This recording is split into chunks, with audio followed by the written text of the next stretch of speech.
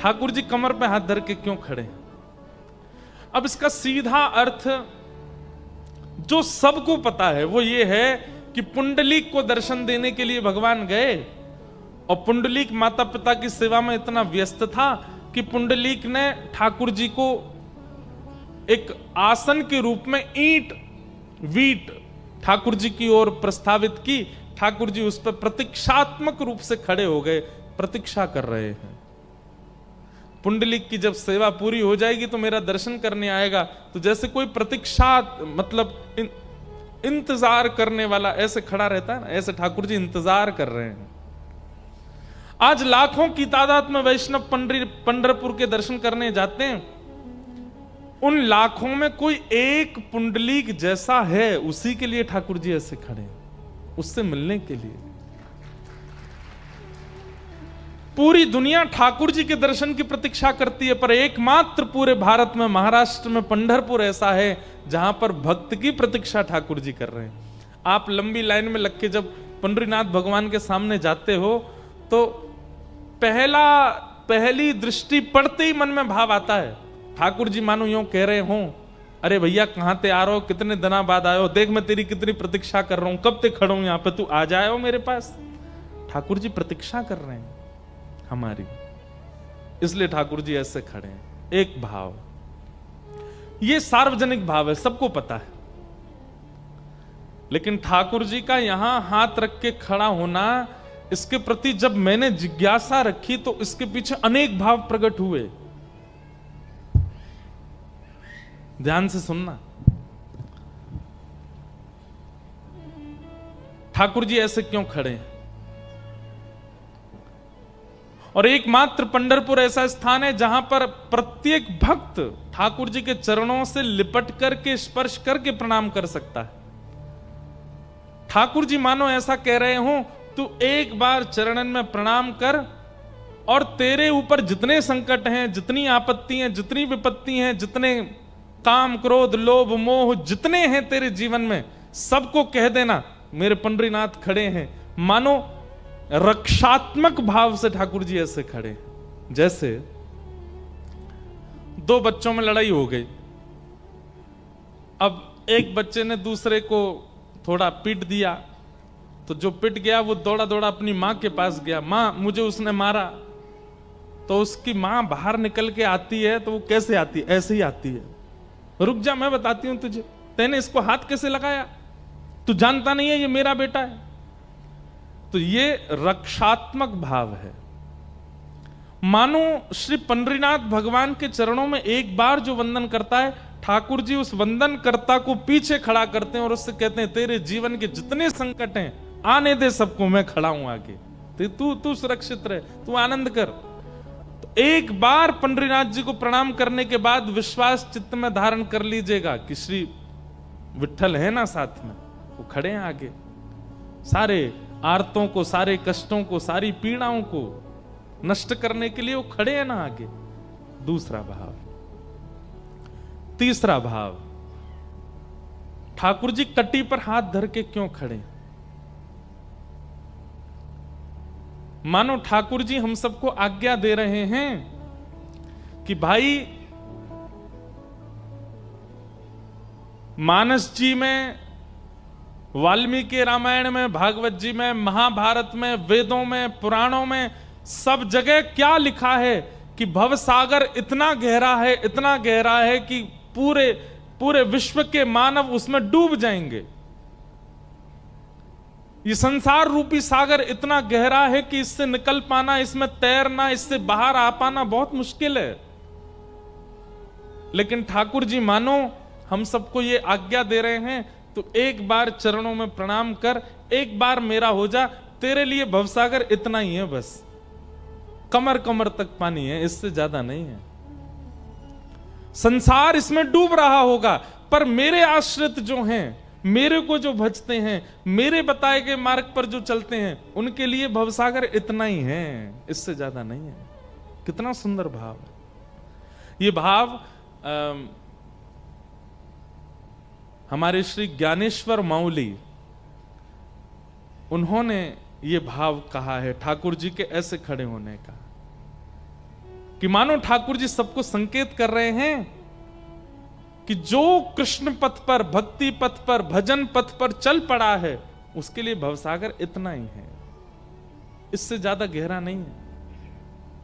कमर कमर तक जहां जल होता है ना, वहां आप पूरी नदी पार कर लेते हो, आपको भय नहीं लगता। तो ठाकुर जी आप सबको संकेत कर रहे हैं, तुम्हारे लिए केवल इतना ही है, इससे ज्यादा नहीं। और पंढरपुर आप दर्शन करने जाओगे तो वहां पे विठ्ठल भगवान भी ऐसे ही खड़े हैं, रुक्मणी जी भी ऐसी खड़ी हैं, वहां जिसके दर्शन कर लो सब ऐसे ही खड़े हैं। हम दर्शन करने गए तो पीछे श्री हमारी किशोरी जी भी खड़ी हैं, वहां श्री राधा रानी का भी मंदिर है, वो भी ऐसे ही खड़ी हैं। मानो वो भी संकेत कर रही हैं, सब संकेत कर रहे हैं कि भैया तू एक बार ठाकुर जी की शरण में आ गया, तेरे लिए इतना ही है भवसागर, इससे ज्यादा गहरा नहीं है। तू निश्चिंत होकर के अपने जीवन का यापन कर, तू डूबेगा नहीं। इसलिए ठाकुर जी ऐसे खड़े हैं। बहुत भाव हैं, ऐसे क्यों ठाकुर जी खड़े हैं? इसके पीछे एक बड़ा गंभीर भाव भी है। ठाकुर जी मानो आज्ञा कर रहे हैं, बोले भैया कटी पर हाथ धर के मानो उदर के लिए संकेत कर रहे हैं, बोले इसको संभाल लो बस। अगर इसको तुमने संभाल लिया तो बाकी तुम कुछ करने की आवश्यकता नहीं, क्योंकि जीवन में जितने पाप होते हैं, जीवन में जितने दुष्कर्म होते हैं, जीवन में व्यक्ति जो कुछ भी करता है वो कई कहते हैं पापी पेट के लिए करता है।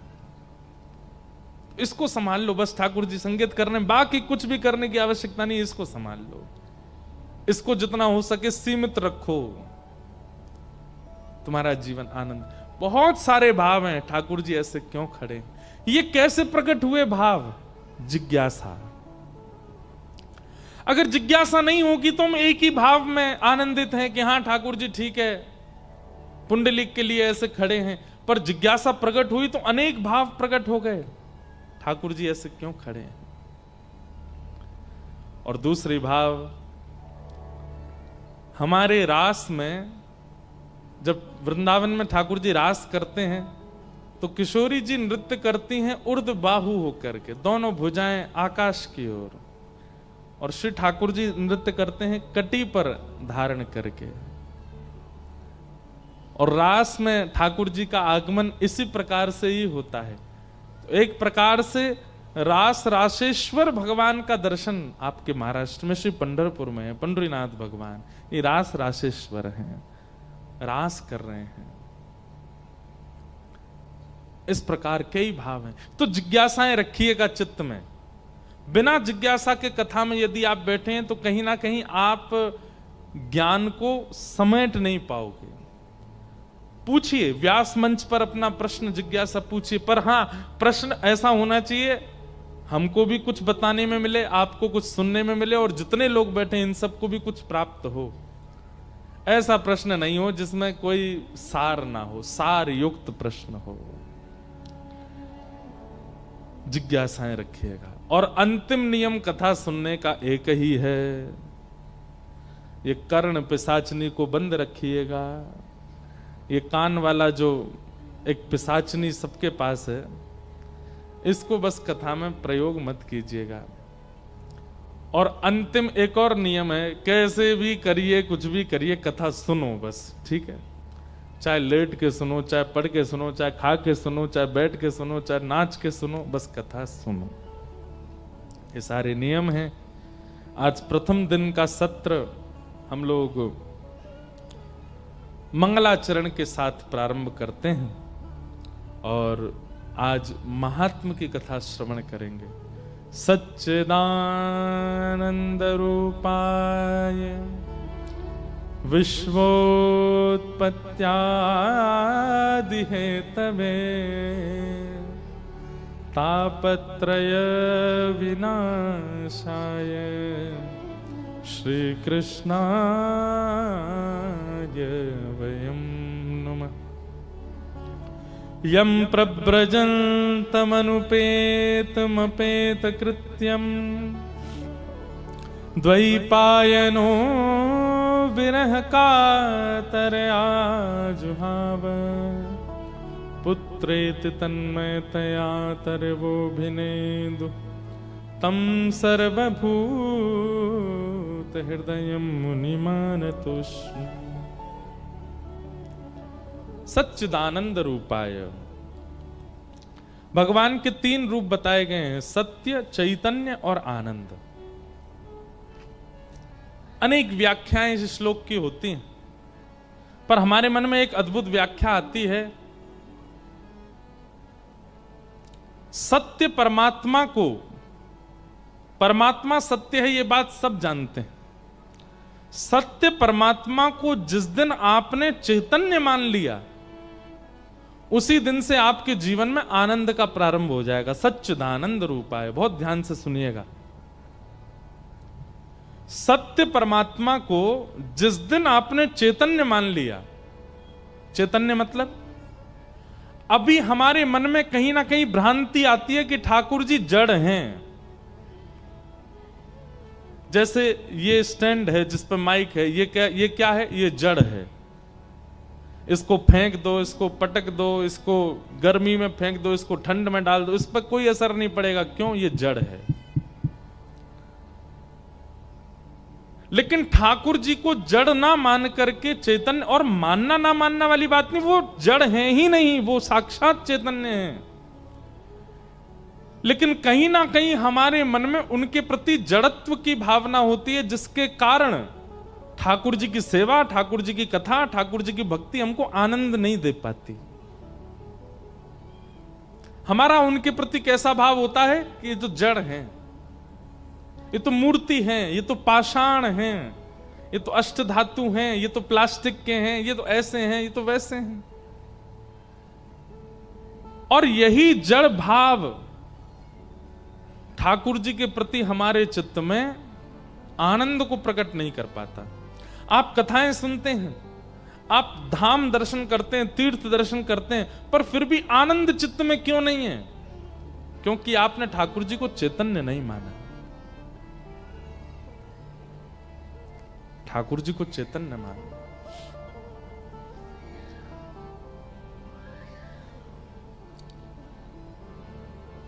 श्री तुकाराम जी महाराज, श्री नामदेव जी महाराज, इन्होंने ठाकुर जी को जड़ नहीं माना, चैतन्य माना। श्री भक्तिमती मीराबाई, ठाकुर जी उनके लिए जड़ नहीं है, चैतन्य है। सब लोग इधर देखो, इधर देखो, यहां देखो, कथा सुनो।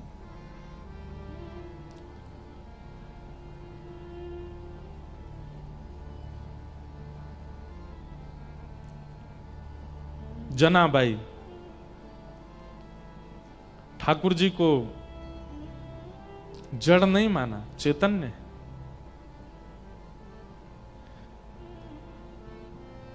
ये भावना ही चैतन्य की आनंद प्रदान करती है।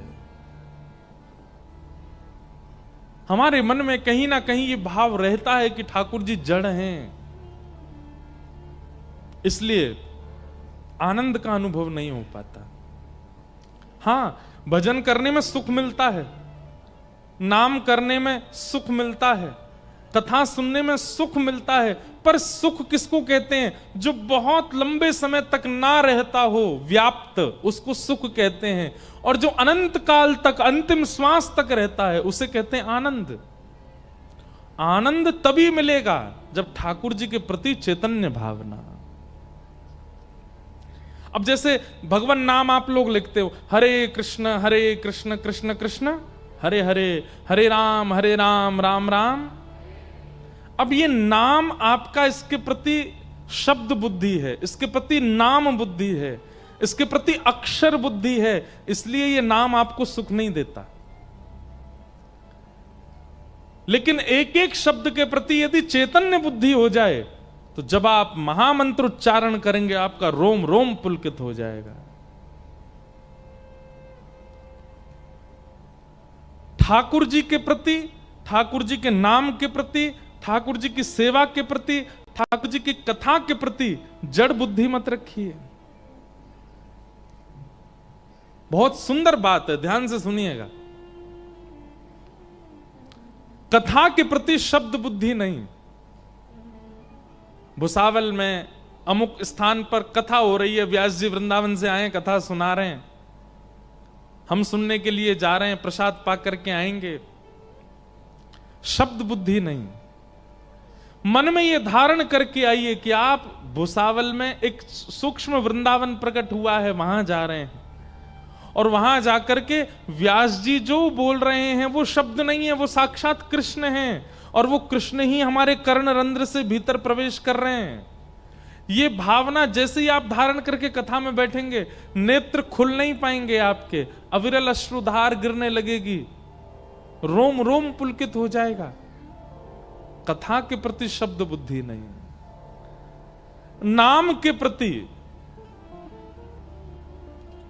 आपसे कहा जाता है कि नाम जपो, आप नाम जैसे ही बोलते हैं, नाम बोलते ही आपके उसके प्रति अक्षर बुद्धि होती है, अक्षर नहीं, चैतन्य।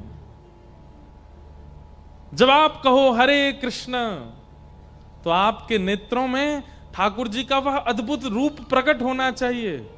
हरे कृष्ण दूसरी बार कहो तो दूसरा रूप प्रकट होना चाहिए। कृष्ण कृष्ण तो दो भिन्न भिन्न ठाकुर जी के अनन्य रूप प्रकट होने चाहिए। हरे हरे उनकी जय हो जय हो। फिर हरे राम राम राम हरे हरे। जितनी बार ठाकुर जी का नाम उच्चारण करें उतनी बार एक छवि प्रकट होती है चित्त में, तो आपका नाम जपना सार्थक है। नहीं तो रट्टू तोता की तरह बन जाओगे। ठीक है, हमारे मानस जी में कहते हैं भाव कुभाव अनख आलसहु, नाम जपत मंगल दिश दसहु। आप कुभाव से भी नाम जपोगे तो नाम कल्याण तो करेगा, पर इतना समय नाम जप में व्यतीत कर रहे हो तो फिर उस नाम को विधि से जपिए। जब नाम उच्चारित हो तब चित्त में छवि आनी चाहिए।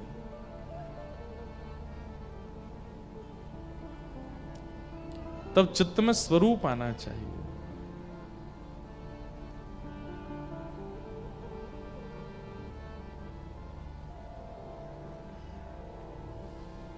चैतन्य बुद्धि ठाकुर जी के प्रति, जड़ बुद्धि नहीं।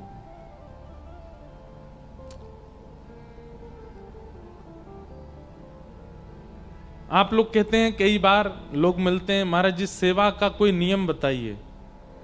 हम ये कहते हैं ठाकुर जी को जिस दिन आप चैतन्य मान लेंगे उस दिन आपको किसी से पूछने की आवश्यकता नहीं है कि सेवा का नियम क्या है। चैतन्य स्वरूप ठाकुर जी का अपने आप सेवा कराएगा आपसे। वह व्यवहार, वह स्वभाव ठाकुर जी के प्रति जो आपका बन गया, वो अपने आप आपसे सेवा निवृत्त आपको सेवा में पहुंचाता रहेगा। वैष्णवों के प्रति मानव बुद्धि नहीं, वक्ता के प्रति मानव बुद्धि नहीं, गुरु के प्रति मानव बुद्धि नहीं, उनके प्रति हरिजन बुद्धि। ये ठाकुर जी के जन हैं, ये ठाकुर जी ही हैं, ऐसी भावना चित्त में आ जाए।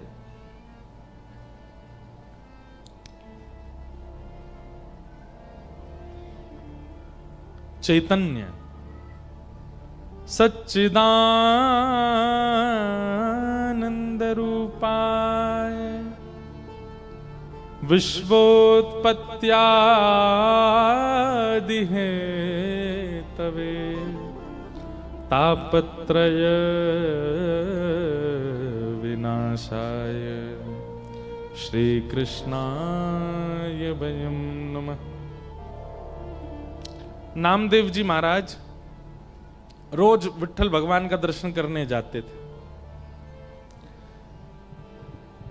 अब ये स्वाभाविक है कि महाराष्ट्र में आए हैं तो विट्ठल भगवान की याद तो रोज ही आएगी मुझको, इसके लिए मुझे रोकिएगा नहीं। क्यों रोकेंगे, आप लोग तो सब यहीं के हो। पर फिर भी कोई कहे यहां से तो बहुत दूर है। भैया प्रेम जब होता है ना तो वो देश भी अच्छा लगता है जहां प्रेमी रहता है। प्रेम जब होता है ना तो उस नगर में पहुंच जाना भी अच्छा लगता है जिस नगर में प्रेमी रहता है। प्रेम जब होता है, प्रेमी भले ही ना दिखे लेकिन उसके घर का रास्ता ही अच्छा लगता है कि ये रास्ता कितना सौभाग्यशाली, मेरे प्रेमी के यहां जाता है। प्रेम जब होता है तो प्रेमी को यदि गुलाब प्रिय तो हमको कहीं गुलाब दिख जाता है, हमको अच्छा लगने लगता है। प्रेमी को यदि नीला रंग प्रिय, हमको कहीं नीला दिख जाता है तो उससे प्रेमी की याद आने लगती है। भले ही यहां से पंढरपुर बहुत दूर है पर है तो ये उन्हीं का ही नगर, उन्हीं का ही क्षेत्र है महाराष्ट्र। कहां तक कहें, जब प्रेम होता है तो वायु के प्रति भी ऐसी भावना होने लगती है कि निश्चित ही ये वायु उसका स्पर्श करके आई होगी और मैं इसको ग्रहण कर रहा हूं। महाराष्ट्र में आए हैं तो पंढरीनाथ भगवान का सहज स्मरण होना स्वाभाविक है। हमारे श्री भाई जी बोलते हैं, चलवा पिया के देश, चलवा पिया के देश, सजनी चलवा पिया के देश, ओ सजनी चलवा पिया के देश, ओ सजनी चलवा पिया के देश, ओ सजनी चलवा पिया के देश। ये देश महाराष्ट्र पंढरीनाथ जी का है। यहाँ उनका सहज स्मरण होना स्वाभाविक है। ऐसा लगता है यहाँ बहने वाली वायु उन्हीं को छू करके आई है, इसलिए उनका स्मरण कराती है। जहाँ नहीं मोह ममता की रजनी, जहाँ नहीं मोह ममता की रजनी, जहाँ ना बिछो है कलेश, जहाँ ना बिछो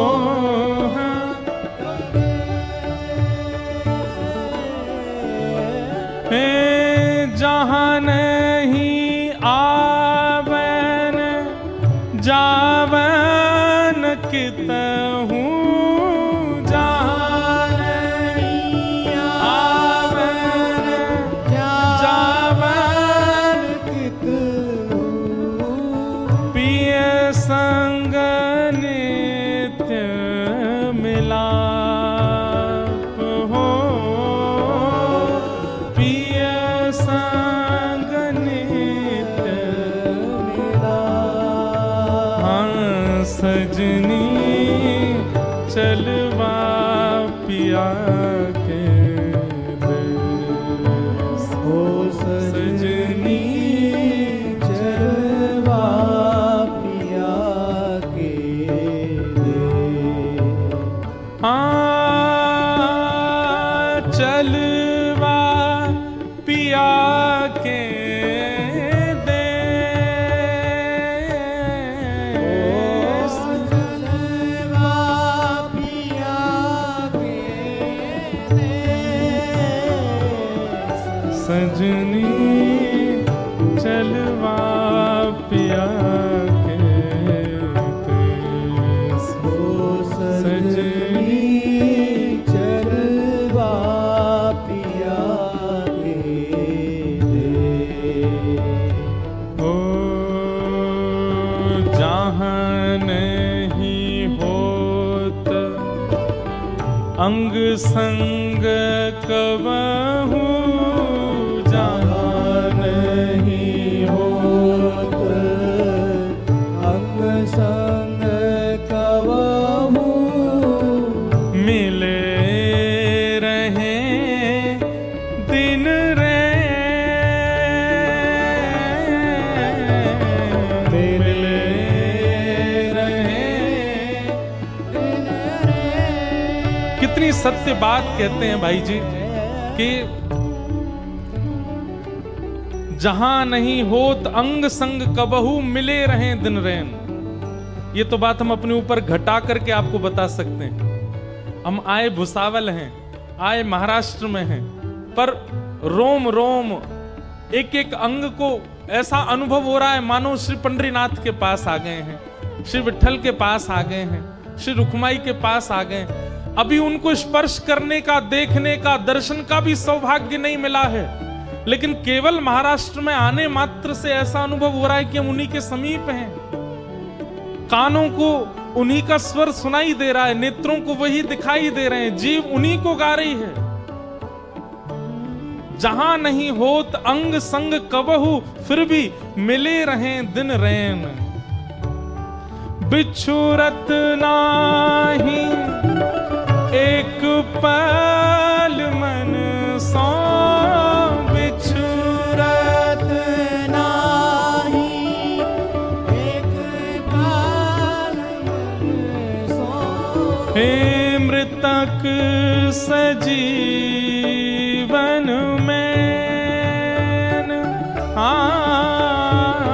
मृतक सजीवन में, सजनी चलवा पिया के दे। ओ सजनी चलवा पिया के दे। हाँ चलवा पिया के दे। चलवा पिया के दे। सजनी चलवा पिया के दे। सजनी चलवा पिया के दे। हाँ, सजनी चलवा पिया के दे। ओ सजनी चलवा पिया के दे। हमारे पूज्य श्री भाई जी का ये भाव है, और ये भाव सार्थक होता दिखता है कि केवल नगर में आने मात्र से, प्रांत में आने मात्र से इष्ट की इतनी स्मृति बनना। तो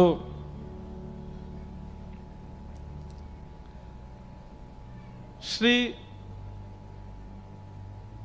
नामदेव जी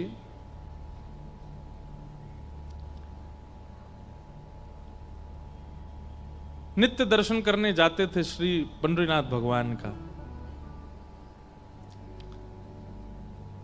उनके चित्त में जड़ बुद्धि नहीं है, ठाकुर जी के प्रति चैतन्य बुद्धि है।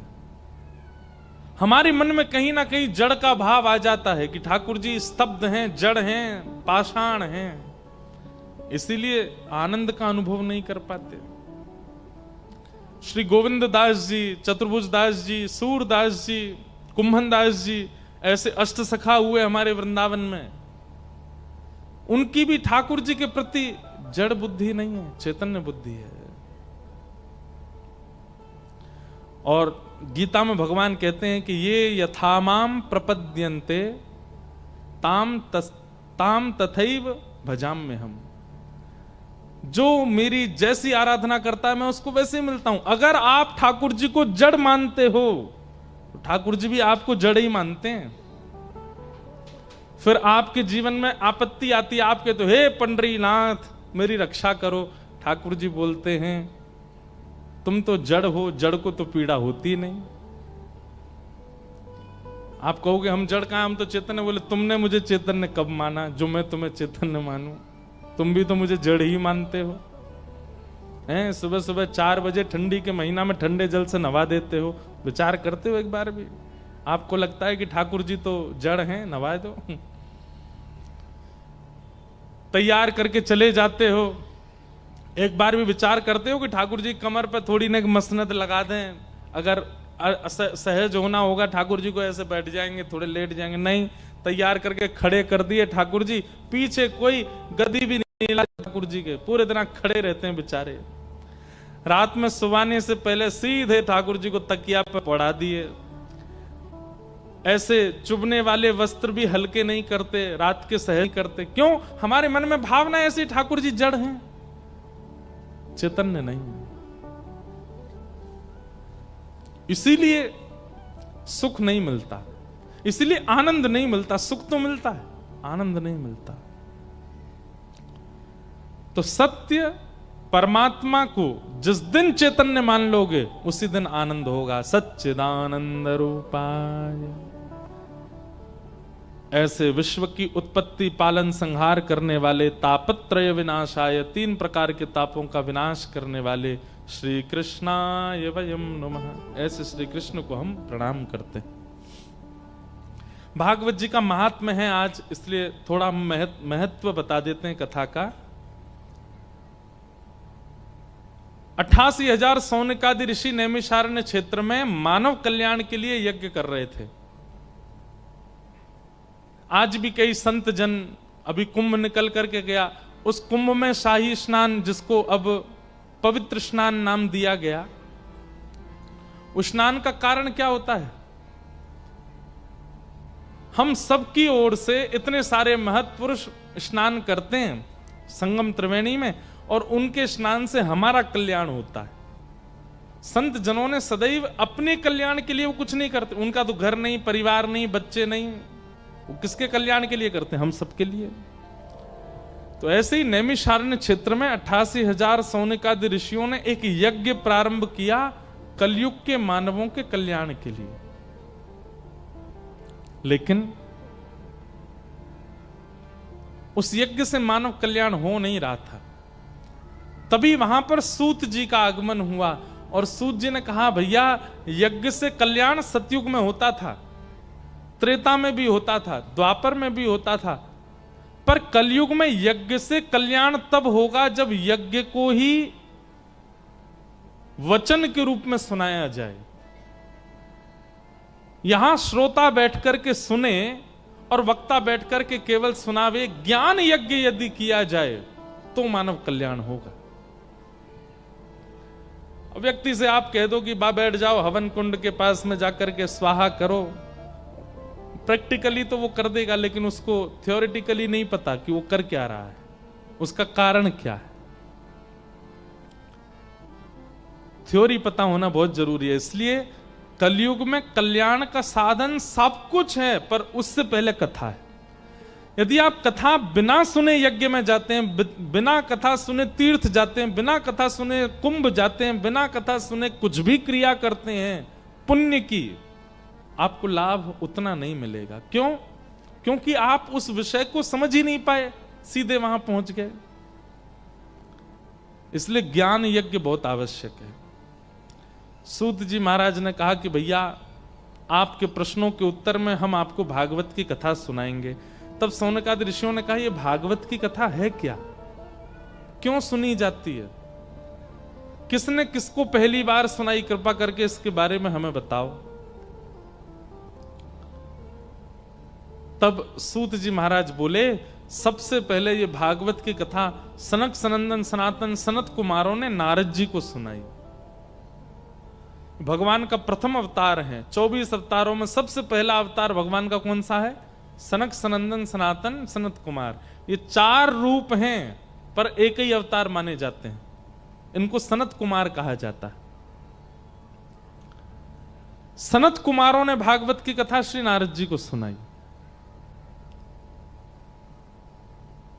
सौनकादि ऋषि कहने लगे, नारद जी तो एक जगह स्थिर होकर बैठते नहीं है, फिर 7 दिन उन्होंने कथा कैसे सुन ली?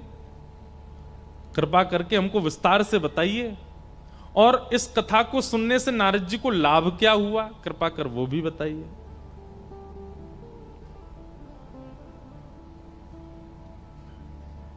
एक प्रकार से एक बात कह दें, अन्यथा मत लीजिएगा। हम कलयुगी लोग ऐसे हैं कि बिना लाभ जाने हम कुछ भी करते नहीं। अगर हमें लाभ ना पता हो तो हम किसी भी क्रिया को करने में सक्षम नहीं होते। कथा सुनने के लिए भी हमको लाभ पता होना चाहिए। इससे लाभ क्या होगा, तो ही हम कथा श्रवण में हमारी रुचि बढ़ती है। पर कहीं ना कहीं लाभ की इच्छा रखना भी एक स्वार्थ है। लाभ मिलेगा तो हम परिक्रमा लगाएंगे, लाभ मिलेगा तो हम कथा सुनेंगे, लाभ मिलेगा तो हम यज्ञ करेंगे, लाभ मिलेगा तो गुरु सेवा, लाभ मिलेगा तो गौ सेवा। कहीं ना कहीं लाभ की इच्छा भी एक सूक्ष्म स्वार्थ है। कोई बालक अपने माता पिता की सेवा इसलिए करता है कि प्रॉपर्टी उसको मिले, ऐसी सेवा किसी कार्य की नहीं। हमें तो ऐसा लगता है ऐसी सेवा कोई फल देगी भी नहीं, क्योंकि उसमें एक स्वार्थ है। कोई कन्या केवल इसलिए विवाह करती है कि उसके पति जो हैं वो बहुत धनवान हैं, उनके संग रहने से उसकी सारी इच्छाएं पूरी हो जाएंगी। बुरा नहीं मानिएगा, ऐसा विवाह भी सार्थक नहीं है।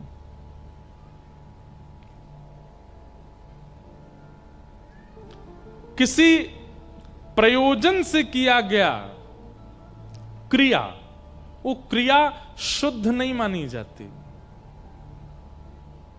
कभी कभी बिना प्रयोजन के भी होना चाहिए। कहीं ना कहीं महात्म की इच्छा एक प्रकार से सूक्ष्म स्वार्थ है कथा सुनने के पीछे। लेकिन अब क्योंकि ये नियम बन चुका है कि पहले दिन महात्म सुनाया ही जाता है, इसलिए हम सुना रहे हैं। परंतु आप सब लोगों से हम एक बात कहेंगे कि महात्म में जो इच्छाएं जो बताया गया कि भागवत से होता क्या, वो सुन तो लीजिएगा, लेकिन फिर भी पूरी 7 दिन की कथा निष्काम भाव से सुनिएगा। कोई कामना नहीं, किसी कामना से मत सुनिएगा। नारद जी महाराज पृथ्वी पर भ्रमण कर रहे थे। क्यों सुनी नारद जी ने कथा? सुनिए। पृथ्वी पर भ्रमण करते करते नारद जी वृंदावन गए। तब वृंदावन में नारद जी ने एक आश्चर्य देखा। परम सुंदरी युवती बैठी है और उसकी गोद में 2 वृद्ध लेटे हैं। नारद जी ने पूछा, हे युवती, ये कैसा विचित्र दृश्य है कि एक युवा कन्या की गोद में 2 वृद्ध? मैं इस भेद को समझ नहीं पा रहा हूं, मुझे थोड़ा बताओगी आप कौन हो? तब उसने बताया, अहम भक्तिर्तिख्याता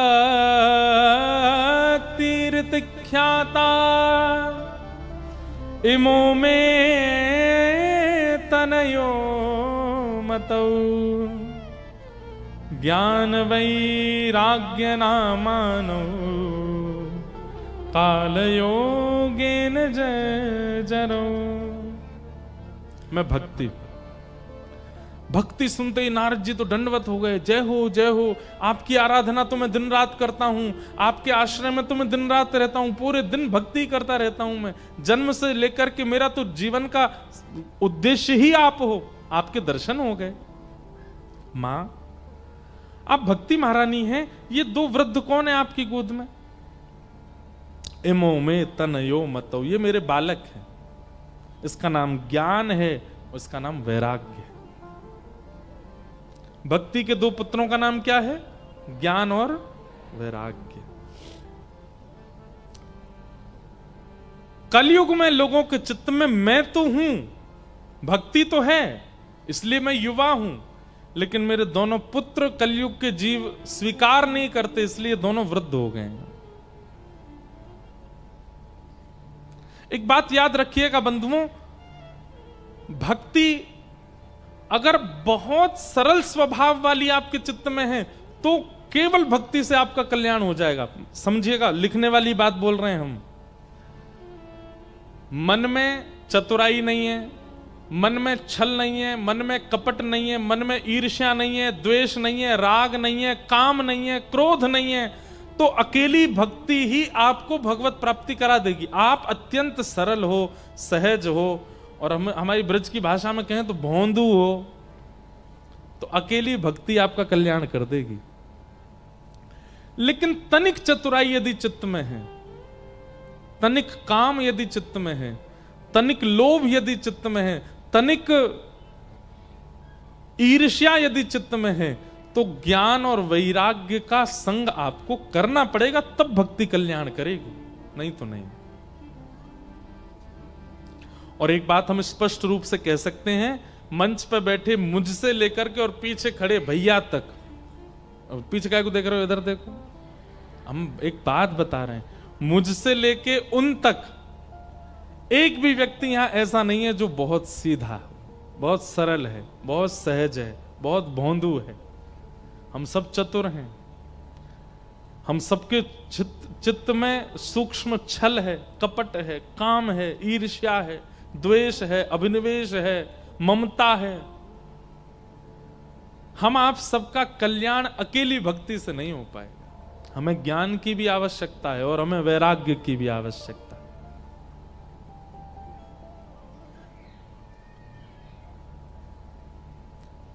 किसी व्यक्ति को सिर दर्द है तो उसको एक दवाई दे दी जाती है सिर दर्द की, लो भैया इससे ठीक हो जाएगा। लेकिन उसको यदि गंभीर माइग्रेन की बीमारी है, उसकी नस में कोई सर्वाइकल की दिक्कत है, आदि आदि, तो सामान्य सिर दर्द से काम, दवाई से काम चलेगा नहीं। उसको फिर 4-5 दवाइयां देनी पड़ेंगी, उसको कुछ काढ़ा भी बना के देना पड़ेगा, उसको और भी बहुत सारी चीज, तब जाके उसका दर्द ठीक होगा। तो हम सब जो हैं, हम सब तो माइग्रेन वाले हैं, नॉर्मल सिर दर्द नहीं है हमारे। एक गोली भक्ति से हमारा काम होना नहीं है, हमें तो ज्ञान भी चाहिए, वैराग्य भी चाहिए। 3 गोली सहित लेंगे तो भी कल्याण होगा। या तो सत्संग के माध्यम से अपने चित्त के प्रकट हुए समस्त विकारों को समाप्त कर लीजिए, सहज हो जाइए, तो केवल भक्ति कल्याण कर देगी। लेकिन यदि चित्त में बाकी के भी दोष हैं तो फिर ज्ञान और वैराग्य के बिना भक्ति अकेली कार्य नहीं कर पाएगी। समझ रहे हैं ना हमारी बात?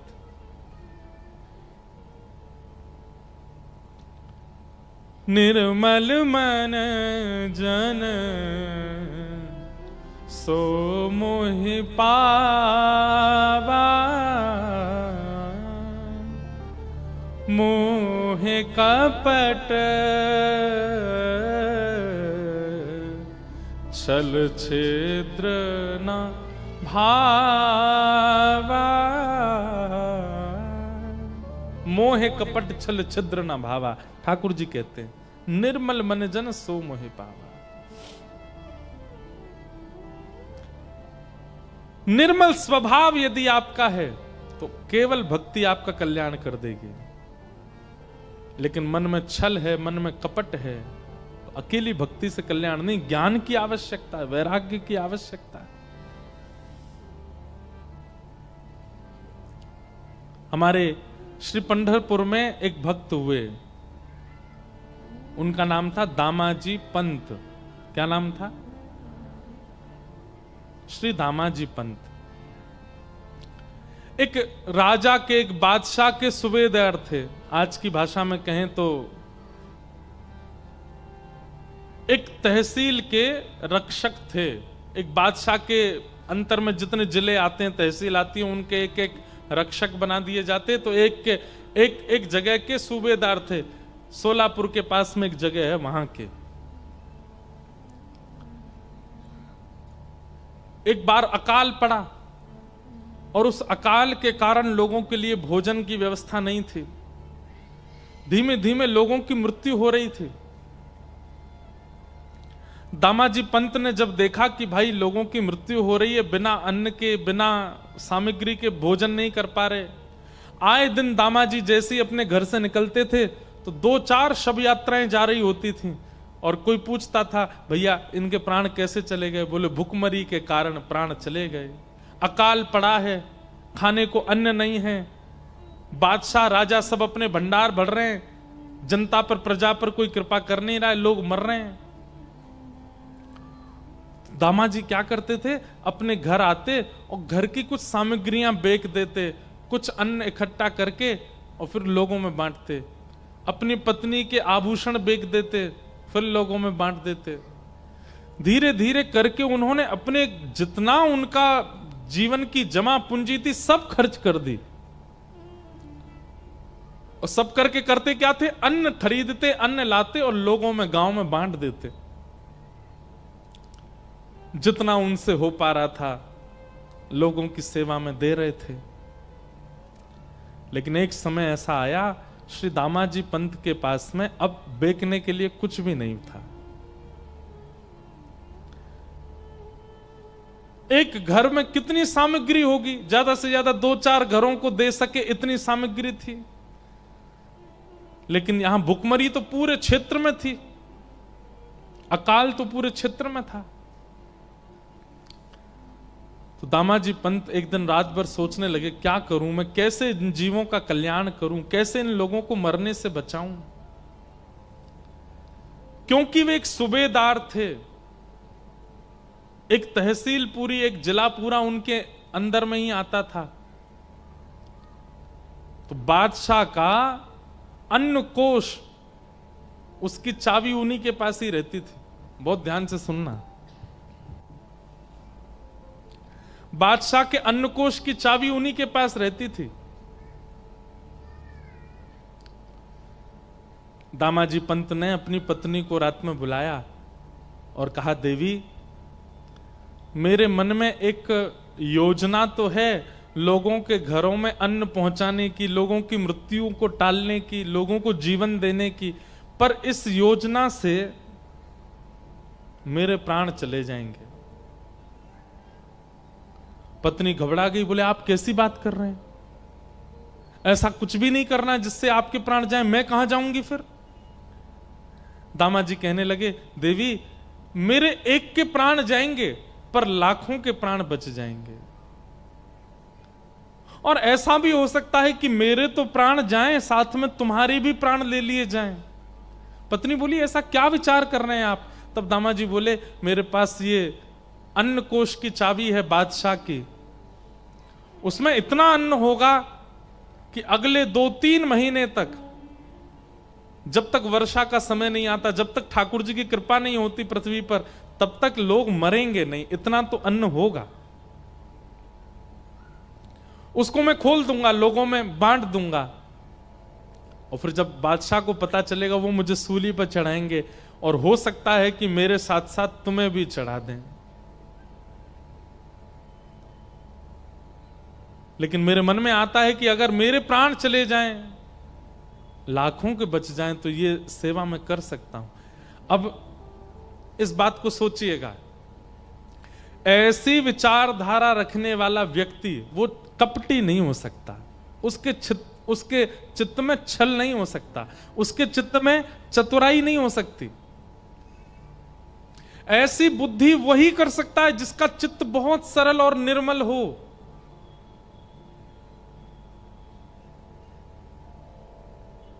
हम लोग ऐसी विचारधारा वाले नहीं हैं, हम लोगों की विचारधारा विचित्र है। संकट आने पर हम अपनी रक्षा प्रधान मानते हैं,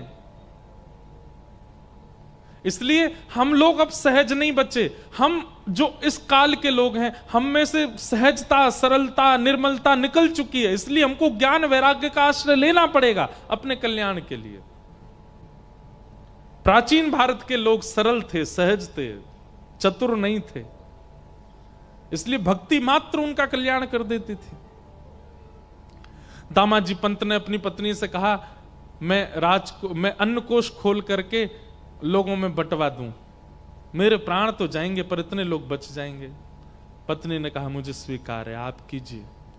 और श्री दामाजी पंत ने अन्न कोष का भंडार खोल दिया, और राजा बादशाह को पता ना चले, रात रात में पूरे पूरे लोगों से लुटवाया खूब अन्न। इतना अन्न था उस अन्न कोष में कि 1 महीना तक लूटते रहे, फिर भी कम पड़ गया, फिर भी खत्म नहीं हुआ। लोगों के घरों में अन्न चला गया, लोग रोटी सब्जी बना के पाने लगे, भुखमरी बंद होने लगी, लोगों के प्राण जाने बंद हो गए। लेकिन ये खबर जैसी बादशाह को पता चली कि उनसे बिना पूछे दामा पंत ने अन्न कोष खोल दिया।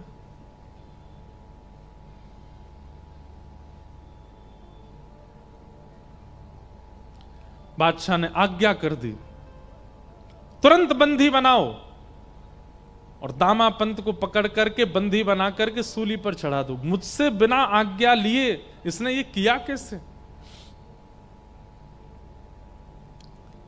राजा के जो सेना थी उस सेना गई घोड़ों पर बैठ करके। दामा जी को पता था कि एक दिन तो ये होना है, और आज जैसी सैनिकों को आते देखा, अपनी पत्नी को मुस्कुरा कर देख करके बोले, देवी अब मुझे आज्ञा दो, अब मुझे जाना होगा। देखो ये सब आ रहे हैं, ये मुझे ले जाने ही आ रहे हैं और मुझे सूली पर चढ़ाएंगे। तुम ध्यान रखना अपना, और अपनी भक्ति तो करना ही, साथ ही मेरा स्मरण करके मेरा भजन की जो क्रिया है उसको भी तुम करती रहना। पत्नी बहुत रोई। दामा जी को बंदी बना लिया और बंदी बना करके सेना जो थी ले जाने लगी।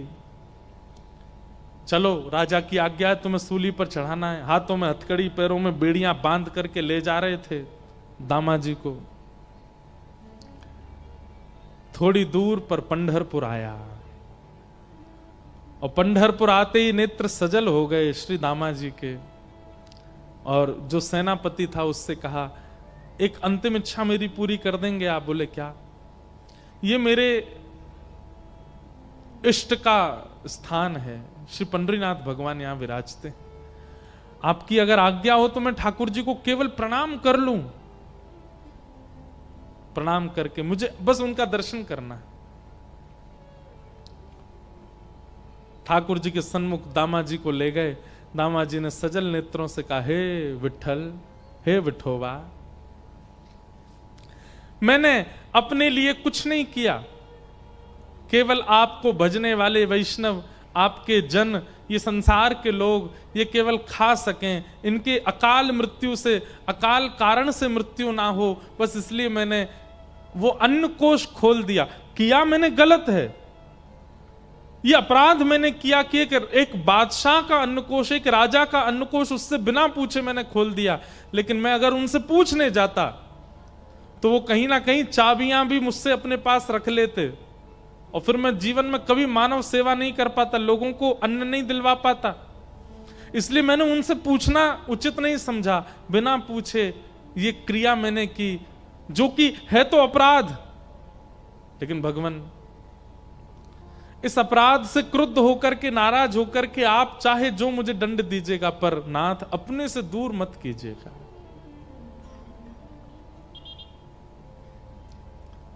पंडरीनाथ भगवान से प्रार्थना कर रहे हैं, नेत्र सजल हैं।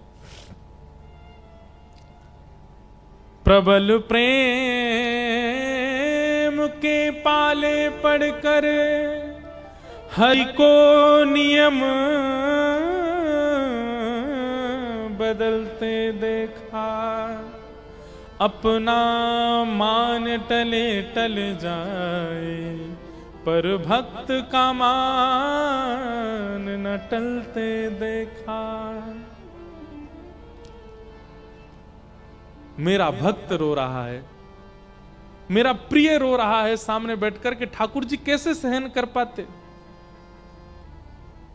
इतने में ही श्री पंडरीनाथ भगवान एक नन्हे से कुमार बालक का रूप धारण किया। सुंदर कटाक्ष नेत्र हैं, सुंदर नासिका है, सुंदर अधर, सुंदर कान, सुंदर हाथ, सुंदर पैर, सुंदर छोटी सी पोशाक पहनी, सिर पर पाग बांधी, और महाराज तैयार होकर के बिल्कुल नटखट से एक नन्हे से कुमार बालक, मतलब लगभग आयु होगी 10-12 वर्ष की, और चाल ऐसी, ढाल ऐसी कि जो देखता है वही न्यौछावर हो जा रहा है। एक बालक का रूप धारण करके बादशाह की सभा में पहुंच गए ठाकुर जी। द्वारपालों ने रोका, कौन हो? केवल तिरछी नजर से उनको देख लिया।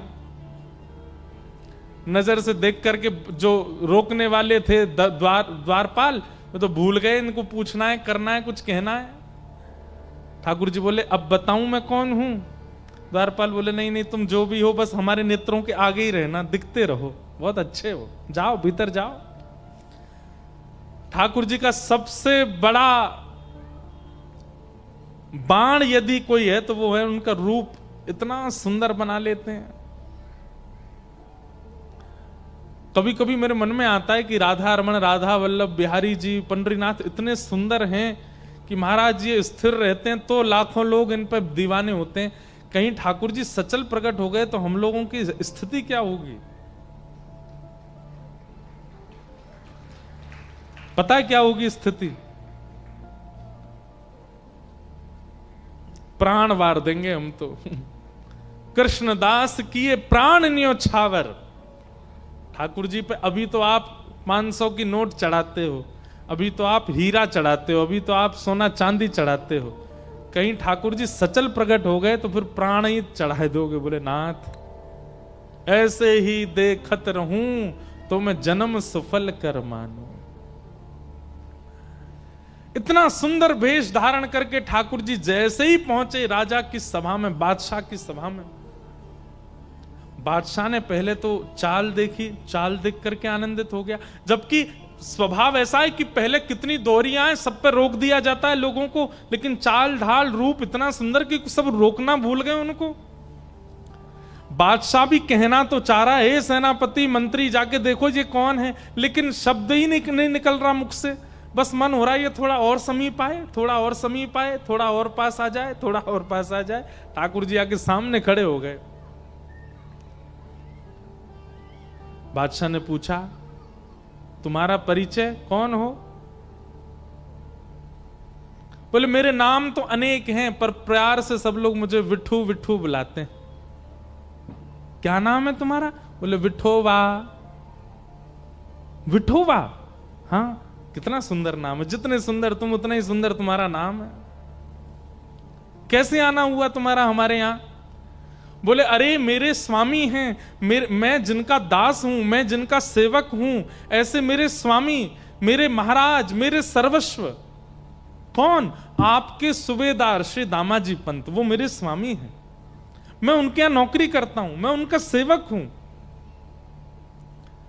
उनका बहुत सारा धन मेरे पास पड़ा था, मैंने बहुत बार उनसे कहा कि आप आके ले लीजिए, लेकिन वो इतने व्यस्त थे कि वो नहीं आ पाए। इतने उदार, अपना सारा धन मेरे पास छोड़ दिया।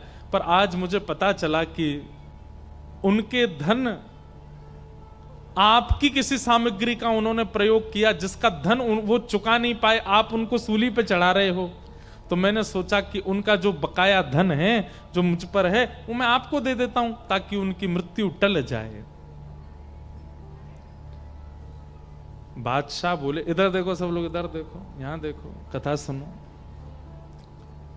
बादशाह बोला बातें तो तुम बहुत अच्छी कर रहे हो, तुम्हारा स्वर भी बहुत मीठा है, देखने में भी बहुत सुंदर हो, लेकिन भैया तुम्हारे जो स्वामी हैं उन्होंने इतना अन्न लिया है कि उसको दामाजी पंत क्या किसी देश का कोई बहुत बड़ा सेठ भी चाहे तो नहीं भरपाई कर पाएगा। इतना अन्न प्रयोग में लिया उन्होंने, कहां से दोगे इतना धन? बोले आप ले लीजिए, कम पड़े तो बताइएगा। कहां है, लेके आयो? को बैलगाड़ियों में लायो? किस में? बोले नहीं, ये रखी पोटली। बादशाह जोर से ऐसा बोले इस पोटली में लाए? बोले हाँ। चलो निकालो, कितना है हम भी देखें। सब लोग हंसने लगे। ठाकुर जी ने पोटली खोली और जैसे ही उल्टी करी, निकलता ही गया, निकलता ही गया, निकलते ही गया, निकलते ही गया। सोने का एक मानो जैसे मेरू पर्वत जैसा खड़ा हो गया राजा के सामने। बादशाह तो आज पहले तो रूप पे मोहित हो गया, फिर वाणी पर मोहित हो गया, चाल ढाल पर मोहित हो गया, फिर ये चमत्कार देख करके वो तो बिल्कुल मानो जैसे न्योछावरी हो गया। भैया बस बस बस बस बस करो, ये तो अन्न क्षेत्र में इतना अन्न नहीं था जितना तुम धन दे रहे हो, ये तो उससे बहुत ज्यादा दे रहे हो। और ये कैसा तुम्हारे पास ये चमत्कारी तुम्हारा ये झोला है छोटा सा, इसको उल्टा कर दे, इतना निकल रहा है।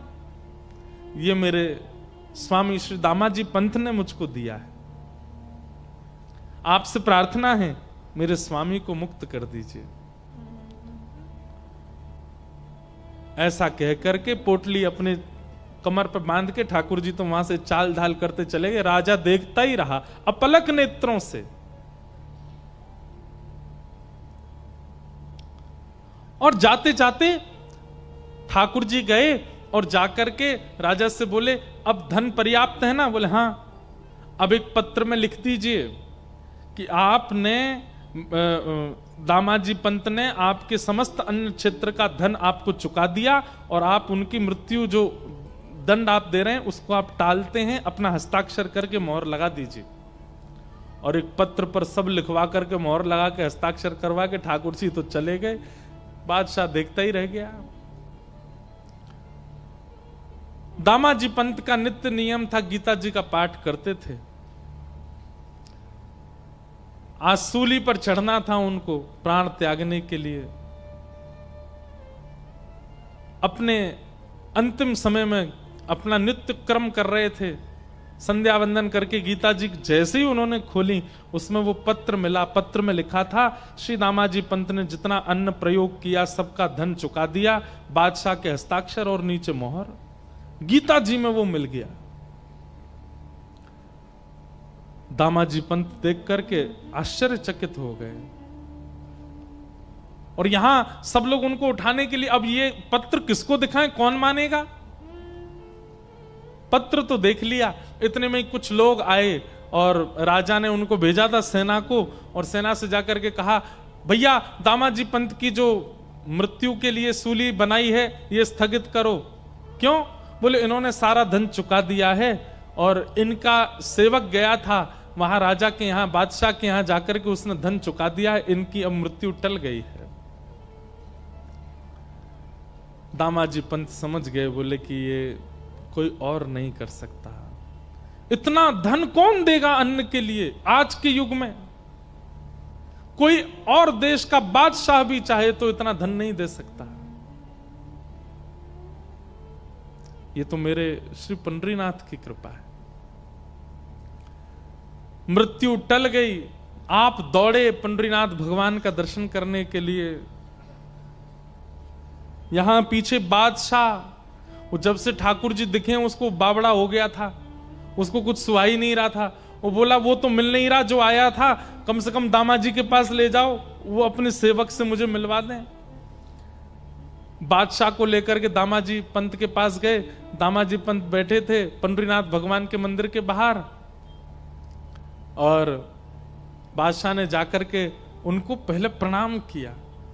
दामाजी पंत बोले, अरे बादशाह आप इस प्रकार प्रणाम मत कीजिए, आप इसके हम इसके अधिकारी। बोले नहीं नहीं भैया, आप इसके अधिकारी हो, सब बातें बाद में होंगी, जो कहना सुनना सब बाद में होगा।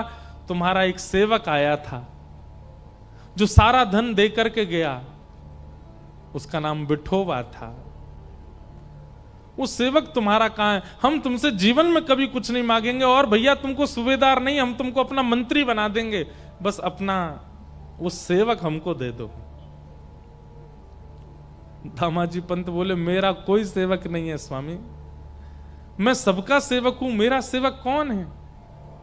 अरे बोले वो सांवला सा था, उसकी चाल बड़ी मधुर थी, बोलता था तो ऐसा लगता था मानो मिश्री निकल रही है। बोलता वो था, मुंह में पानी हमारे आता था। ऐसा पहली बार देखा कि किसी की वाणी सुन के मुंह में पानी आता हो, किसी का दर्शन करके रोम रोम पुलकित होता हो, किसी को देख करके आंखें झपकना भूल जाती हूं। मुझे रात भर नींद नहीं आती है, मुझे वही वो दिखता है। मैं तुमसे हाथ जोड़ के प्रार्थना करता हूं, हम धन कोष तुमको दे देंगे, अन्न कोष तुमको दे देंगे, अपना वो सेवक हमको दे दो।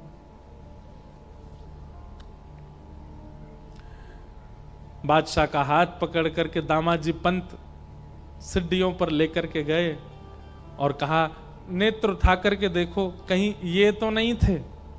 सामने श्री पंडरीनाथ भगवान खड़े थे।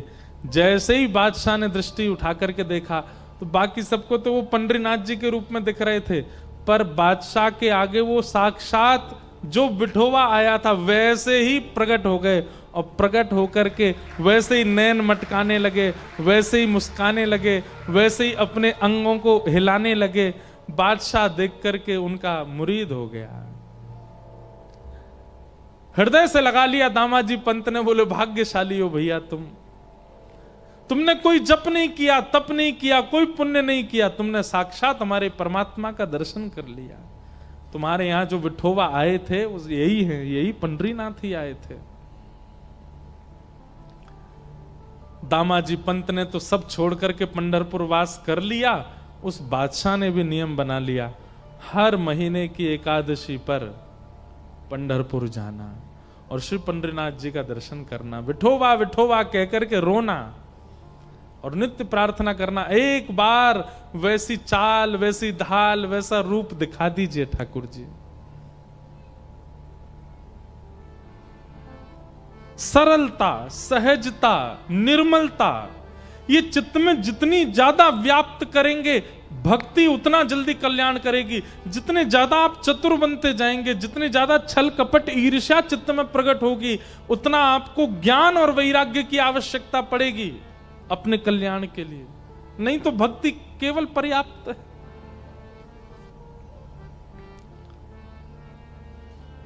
पंडरीनाथ ने कृपा की दामाजी पंत पे, क्योंकि सरल चित्त है। भक्ति महारानी ने कहा, ये दो मेरे पुत्र हैं और लोगों में भक्ति तो है, ज्ञान वैराग्य नहीं, इसलिए कल्याण नहीं हो रहा है। ये दोनों वृद्ध हैं। तब नारद जी महाराज भ्रमण करते हुए बद्रीनाथ गए और बद्रीनाथ जाकर के उन्होंने संत कुमारों से कहा कि ज्ञान वैराग्य की वृद्धता दूर करने का कोई साधन बताइए। तब सनत कुमारों ने कहा, सत्कर्म सूचको नूनम ज्ञान यज्ञ स्मृतो बुधई श्रीमद भागवतालाप सतु गीत सुखादि। श्रीमद भागवत की कथा कराओ, उसी से कल्याण होगा। भागवत की कथा हुई और उस कथा में जैसे ही भक्ति महारानी अपने पुत्रों के साथ आई, ज्ञान और वैराग्य की वृद्धता दूर हो गई, दोनों ज्ञान और वैराग्य युवा हो गए। भक्ति महारानी नृत्य करने लगी, बोलो भागवत महापुराण की जय। तो भागवत जी से क्या होता है, भक्ति तो हम सबके चित्त में है, पर ज्ञान और वैराग्य ये दोनों जो वृद्ध हो गए हैं चित्त में, ये फिर से युवा हो जाते हैं, फिर से श्रेष्ठ हो जाते हैं। आप लोग अनुभव करेंगे अगले 7 दिनों में आपकी निद्रा भी कम हो जाएगी, आपका भोजन भी कम हो जाएगा, आपका तामसी खाने का मन भी नहीं करेगा। अगर प्याज लहसुन आप खाते भी होंगे, नहीं भी खाओगे तो भी आपको भोजन में स्वाद आएगा। निद्रा में भी नींद सोओगे, स्वप्न में वृंदावन दिखेगा, पंडरीनाथ दिखेंगे, विट्ठल भगवान दिखेंगे, यमुना जी दिखेंगी, गिरिराज जी दिखेंगे, ब्रज के संत दिखेंगे, रसिक जन दिखेंगे। इन अगले 7 दिनों में ये अनुभव आपको होगा। सिर पर भार ज्यादा नहीं लगेगा, बहुत हल्का हल्का अनुभव होगा, सब कुछ बहुत सरल सहज निर्मल जैसा अनुभव होने लगेगा। जिसको देखोगे उसमें गुण का दर्शन होने लग जाएगा, किसी में भी दोष नहीं दिखेंगे। इसका मतलब क्या है, ज्ञान और वैराग्य दोनों युवा हो रहे हैं चित्त में। और यदि ये सब अनुभव नहीं हो रहा, जैसे कल थे वैसे ही अगले 7 दिन तक हो, तो भैया हमको आगे बताना, हम आपको प्रणाम करेंगे फिर। धन्य है। सरलता, निर्मलता, शुद्धता, पवित्रता, दीनता, ये सब गुण अब आएंगे और 7 दिन तक आएंगे। आपको यही करना, 8वें दिन से जब कथा विश्राम होगी उसके बाद भी वो सरलता, निर्मलता, शुद्धता, पवित्रता बनी रहे, वो कर्तव्य आपका है। अब ये मार्जन तो कथा करके चली जाएगी आपके चित्त का, वो स्वच्छ रखना आपकी जिम्मेवारी है। वो आपको 8वें दिन से आपको करना है। पर इन 7 दिनों में ये परिवर्तन आप देखेंगे अपनी दिनचर्या में, अपने व्यवहार में, अपने स्वभाव में, अपनी क्रिया में। इस प्रकार भागवत जी का प्रथम महात्म्य कहा गया। द्वितीय महात्म्य धुंधकारी की कथा सुनाई गई, जहां आत्मदेव नाम के ब्राह्मण, उनके कोई संतान नहीं थी। एक संत ने कृपा करके उनको एक फल दिया, उस फल से उनके घर पुत्र रत्न की प्राप्ति हुई। बंधुओं, प्रकृति जो देती है स्वीकार करो और जो नहीं देती है उसके प्रति भागो मत। प्रकृति जो प्रदान कर दे उसको स्वीकार करो। जो प्राप्त नहीं हो रहा है उसे ठाकुर जी की कृपा मान करके छोड़ दीजिए। उसके पीछे 2 बार प्रयास करना है। 2 बार में अगर नहीं प्राप्त होता है तो चाहे वो कोई व्यक्ति हो, चाहे वो कोई वस्तु हो, चाहे वो कोई साधन हो, उसका त्याग कीजिए, शायद ठाकुर जी ने उससे उचित आपके लिए सोच के रखा है। आत्मदेव नाम ब्राह्मण की संतान नहीं थी और संतान ना होने से वो बड़े विचलित रहते थे। हमें ऐसा लगता है कि ठाकुर जी यदि किसी वस्तु का अभाव देते हैं तो इसका मतलब ठाकुर जी आपको बहुत सरल जीवन दे रहे हैं। जितना ज्यादा सामान उतना सफर मुश्किल और जितना कम सामान उतना सफर आसान। संबंधी हैं, रिश्तेदार हैं, नातेदार हैं, बहुत लोग जीवन में हैं, तो कहीं ना कहीं उतनी ज्यादा टेंशन भी चित्त में होती है। वाह जय। परमानंद की बात है। हमारे महाराष्ट्र में उल्लासनगर, और उल्लासनगर में हमारे सिंधी समाज का एक परम सुंदर स्थान है वसन शाह दरबार।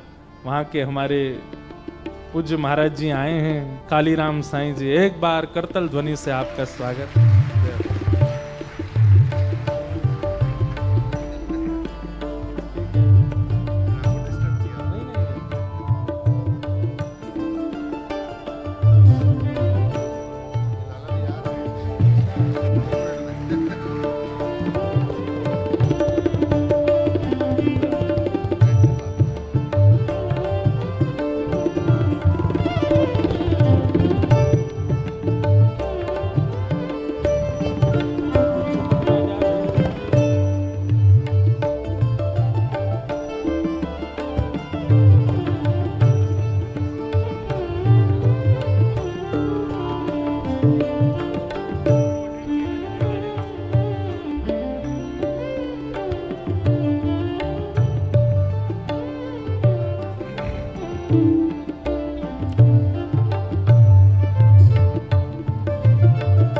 बोलो वृंदावन बिहारी लाल की। हमारे वसन शाह दरबार जो कि अद्भुत स्थान है उल्लासनगर में, हमारे सिंधी भाई सिंधी बहन लोग वहाँ जाते हैं और आपने इतना सुंदर वहाँ व्यवस्थित किया है कि हर वर्ष वहाँ भागवत की कथा होती है। और 3 वर्षों से तो हम ही सेवा के लिए वहाँ जा रहे हैं। 2 वर्ष तो हो गए, इस बार भी वहाँ सेवा के लिए जाना है। बहुत सुंदर। आप आए आज कथा प्रथम दिवस में। समय तो पूर्णता की ओर है, कुछ भाव और कह करके फिर कथा को विश्राम की ओर ले चलेंगे। प्रकृति जो प्रदान करे वो स्वीकार कीजिए, और प्रकृति यदि किसी वस्तु का अभाव देती है उसमें अपना कल्याण मान करके उसको छोड़िए। प्रयास 2 बार करना है। यदि वस्तु प्राप्त ना हो, व्यक्ति प्राप्त ना हो, बस उसका त्याग कर दिया जाए। सब लोग बैठ जाएं, जितने लोग खड़े हैं सब बैठ जाओ, विराज जाओ।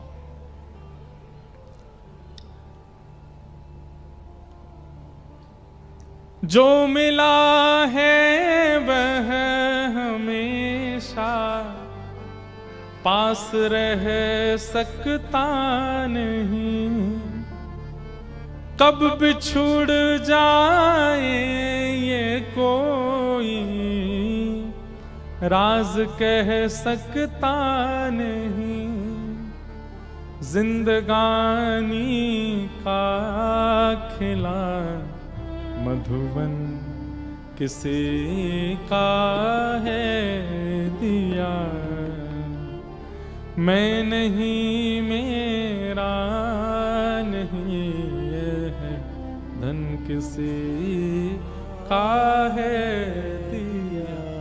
एक बात लिखिएगा अपने पास, जीवन में जो कुछ भी आपको प्राप्त हो रहा है, सब लोग इधर देखिए, ध्यान से सुनिए। कुछ अंतिम क्षण और हैं कथा के, फिर विश्राम देंगे। जीवन में जो कुछ भी आपको प्राप्त हो रहा है, चाहे वो धन हो, चाहे वो नाम हो, चाहे वो ऐश्वर्य हो, चाहे वो व्यक्ति हो, चाहे वो संबंधी हो, चाहे वो मित्र हो, जो कुछ भी आपको प्राप्त हुआ है बिछुड़ने के लिए ही प्राप्त हुआ है। एक दिन आपसे छूटेगा, कोई भी नहीं रहेगा आपके पास। यदि बहुत धन मिला है एक दिन धन जाएगा, बहुत यश मिला है एक दिन यश जाएगा, बहुत ऐश्वर्य मिला है एक दिन ऐश्वर्य जाएगा, कोई व्यक्ति मिला है एक दिन वो व्यक्ति जाएगा, कोई रह नहीं सकता। आप कहोगे महाराज जी आप तो हमने कथा सुनाने के लिए बुलाए थे, पहले दिन ही टेंशन दे रहे हो। लेकिन जैसे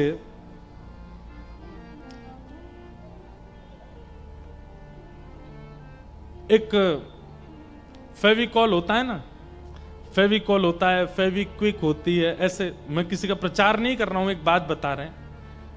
उसको यदि दो वस्तुओं के बीच में लगा दिया जाए और उनको थोड़ी देर छोड़ दिया जाए तो वो खूब प्रयास करने पर भी बिछुड़ते नहीं।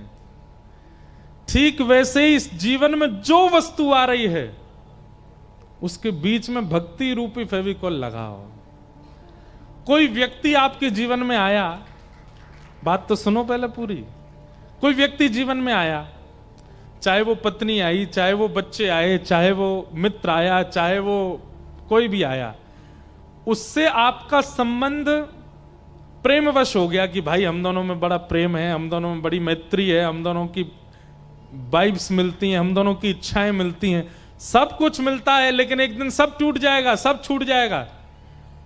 दोनों में अगर भक्ति भाव नहीं मिल रहे हैं तो छूटेगा।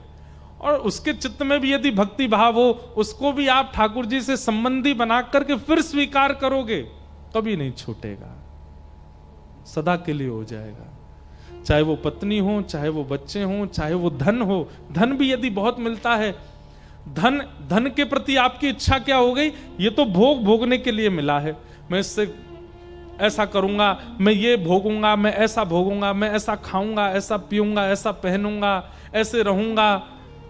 ऐशो आराम प्रधानता है धन को देख करके, तो वो धन छूटेगा। लेकिन धन देखते ही मन में क्या भाव आता है, इससे तो हम ठाकुर जी का फूल बंगला बनवाएंगे, इससे तो हम ठाकुर जी का उत्सव करेंगे, इससे तो हम वृंदावन जाएंगे, बद्रीनाथ जाएंगे, नाथ द्वार जाएंगे, इससे तो हम अपने गुरु जी के यहाँ जाके भंडारा करेंगे, लंगर करेंगे, जन सेवा करेंगे, इससे तो हम असहाय कन्याओं के ब्याह कराएंगे, असहाय बालकों को पढ़ाएंगे। उसके प्रति यदि आपकी भोग दृष्टि ना करके सेवा दृष्टि है, वो धन नहीं जाएगा। पत्नी के प्रति भोग दृष्टि ना होकर के वैष्णव दृष्टि है कि अभी तक अकेला भजन करता था, अब दोनों मिलकर के भजन करेंगे। बच्चों के प्रति ये दृष्टि नहीं है कि हमारा वंश आगे बढ़ाएंगे, कालांतर में ये भी धन कमा करके हमारे वंश को और आगे नाम रोशन करेंगे, आदि आदि। उसके प्रति भी ये भाव है कि अभी तक 2 भजन करते थे, अब 3 करेंगे, अब 4 करेंगे, अब 5 करेंगे। उनके प्रति भी ये भाव रहे, हमारी वैष्णवों की गिनती बढ़ रही है परिवार में। आप दुनिया के किसी भी संबंध को, किसी भी वस्तु को, किसी भी व्यंजन को ठाकुर जी से जोड़ करके स्वीकार करते हैं तो ठाकुर जी से जुड़ते ही वो प्रसाद हो जाता है, और प्रसाद कल्याणकारी होता है। प्रसाद लेकर के कभी किसी की अधोगति नहीं होती, सदगति होती है। केवल हम मिठाइयों को ही प्रसाद क्यों मानते हैं? अपने आसपास दिखने वाली हर वस्तु को प्रसाद बना दीजिए, ठाकुर जी के संबंध में ले जाओ। और आप कहोगे महाराज जी अगर वो ठाकुर जी को समर्पित ना हो रही हो तो? त्यागात शांति अनंतरम। प्याज क्यों नहीं खाई जाती, लहसुन क्यों नहीं खाई जाती? हमारे वैष्णव परंपरा में इनका निषेध क्यों है? क्योंकि ठाकुर जी के भोग नहीं लगते। कोई पाप नहीं है उसको खाना, आपको नरक जाना पड़ेगा ऐसा नहीं है। लेकिन हमारे यहां कहते हैं भाई जो ठाकुर जी भोग लगा में वो हम पाएंगे, और जो ठाकुर जी नहीं पा रहे वो हम कैसे पा सकते हैं? इसलिए उसका त्याग है। और कहीं ना कहीं भजन में अगर 1 घंटा मन लगता है और आपके भोजन में यदि कहीं ये पदार्थ हैं तो 1 घंटा की जगह 40 मिनट लगेगा, 30 मिनट लगेगा, 1 घंटा नहीं लगेगा। थोड़ी भाव में कटौती हो सकती है, इसलिए तामसी वस्तुओं को अस्वीकार किया गया। ऐसे ही अगर संबंधी भगवत अर्पित नहीं है और आपके संबंधी हैं, तो आपके भजन में, आपकी कथा में, आपके भावना में, आपकी श्रद्धा में, आपके साधन में वो विक्षेप डालेंगे। धन यदि भगवत संबंधी नहीं है तो वो धन भी विक्षेप डालेगा। ऐश्वर्य यदि भगवत संबंधी नहीं, वो ऐश्वर्य विक्षेप डालेगा। संसार की हर वस्तु स्वीकार कीजिए, लेकिन ठाकुर जी के थ्रू स्वीकार कीजिए, सीधे अपने से मत जोड़िए। ठाकुर जी से संबंध बना करके उसको लीजिए, उसको प्रसाद बना करके ग्रहण कीजिए, आपका कल्याण करेगी। आत्मदेव ब्राह्मण के कोई संतान नहीं थी, आत्महत्या करने जा रहे थे, तभी एक संत ने फल दिया, कहा पत्नी को खिलाना। पत्नी को तो खिलाया नहीं, बांझ गैया को खिला दिया। गैया के गर्भ से बालक ने जन्म लिया, उसका नाम हुआ गोकर्ण। पत्नी ने सहेली के बालक को अपना लिया, उसका नाम रखा धुंधुकारी। दोनों बालक बड़े होकर के यथा योग्य हुए। धुंधुकारी दुष्ट हुआ, गोकर्ण पंडित ज्ञानी हुआ। धुंधुकारी की दुष्टता इतनी बढ़ गई कि माता पिता ने घर त्याग कर दिया। मां ने तो प्राण त्याग दिए, पिताजी घर छोड़ के चले गए। जिसके कारण माता पिता को घर त्यागना पड़ जाए, हमारी बात बहुत ध्यान से सुनिएगा, खास करके युवा, जिसके कारण कई बार ऐसा होता है बड़ी बड़ी सिटीज में बच्चे ब्याह के बाद अलग रहने लगते हैं, माता पिता अलग रहते हैं। जो बालक अपनी माता पिता की छत्र छाया में नहीं रहते, उनके जीवित अवस्था में कहीं ना कहीं इसी दोष के कारण उनको प्रेत बनना पड़ता है, फिर मृत्यु के बाद भूत बन जाते हैं वो। क्योंकि मातृ पितृ प्रेम स्नेह जो मिलना चाहिए था वो उन्हें मिला नहीं, जो आज्ञा। अच्छा, इसमें भी एक और बात है, कई जगह ऐसे हैं कि माता पिता स्वभाव से, विचारों से, व्यवहारों से अच्छे नहीं हैं। जैसे कई जगह पिताजी जो हैं वो खाते पीते हैं, कुछ गलत कार्य करते हैं, वो बेटे का उनके प्रति सहज स्वभाव बनना बहुत मुश्किल हो पाता है। ऐसे में संग रह पाना, निर्वहन कर पाना मुश्किल होता है। पर फिर भी हृदय से स्वीकार्यता हो। जय हो। हृदय से तो मन में भाव हो। भले जैसे प्रहलाद जी के पिताजी कौन है? हिरण्यकश्यप, भगवान के परम शत्रु। लेकिन प्रहलाद जी फिर भी अपने पिताजी को रोज दंडवत प्रणाम करते थे। हैं तो मेरे जन्मदाता, इन्हीं की कृपा से मेरा जन्म हुआ है, इसी भाव से ही नित्य कृतज्ञता ज्ञापन करते थे। माता पिता को कभी मत छोड़िए। अगर वो योग्य नहीं भी हैं तो भी हृदय से उनको प्रणाम कीजिए, उनकी वजह से आप हो। जिन माता पिता को त्याग देना पड़ता है बालकों की वजह से घर, ऐसे बालकों की सदगति नहीं होती। और उसका प्रमाण है धुंधुकारी प्रेत बना। ऐसा प्रेत बना कि गया जी में श्राद्ध करने से भी मुक्त नहीं हुआ। तब सूर्य नारायण भगवान ने आज्ञा करके गोकर्ण जी से कहा, ऐसे प्रेतों को मुक्त करने के लिए तो भागवत की कथा करो। जो अत्यंत भूत प्रेत योनि में जा चुके हैं, जिनकी सदगति श्राद्धों से नहीं हो रही है, उनकी सदगति कथा से हो जाएगी। तब भागवत की कथा हुई और धुंधुकारी प्रेत योनि से मुक्त होकर के भगवत धाम को प्राप्त हुआ। बोलो भागवत महापुराण की। क्या समझ में आई बात? जो भागवत जी मृतकों को कल्याण कर रही है, तो हम तो जीवित हैं, हम तो जीवित बैठे हैं। अपने कल्याण के साधन को चुनिए। आज ही सोचिए कि आपका उद्देश्य क्या है कथा सुनने के पीछे। और उस उद्देश्य से मुझे पता चला था, इस भुसावल की कथा के लिए जब प्रस्ताव आया तो हमारे एक भैया ने हमको बताया, बोले महाराज जी, युवा जो हमारे भाई लोग कथा का क्रम कर रहे हैं सब मिलके, इनके मन में भावना ऐसी है कि महाराष्ट्र में जो बढ़ता तेजी से धर्मांतरण जो कर रहे हैं युवा भाई लोग, उनके मन में ये भावना उत्पन्न करना कि भैया अपने घर के ही रहो, बार बार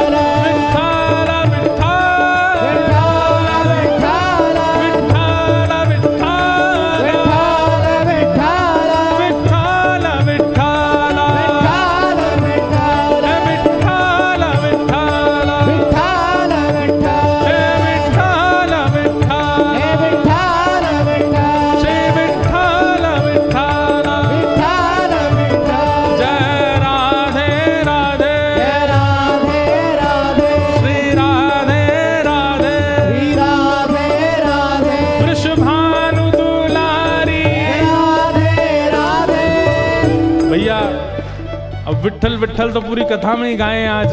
अब किशोरी जी को गान आप लोग करो, हम विट्ठल गावे, आप राधे राधे गाओ। बरसाने वारी